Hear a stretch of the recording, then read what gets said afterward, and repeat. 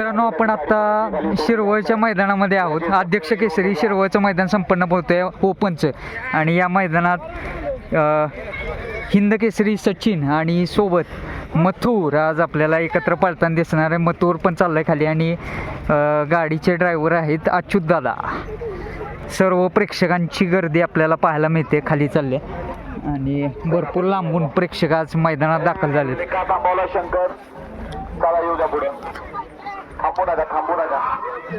खूप सुंदर असं मैदान संपन्न होते सकाळपासून. आणि पुन्हा एकदा ती जोडी आपल्याला पाहायला मिळणार आहे, सचिन आणि सोबत मथुर.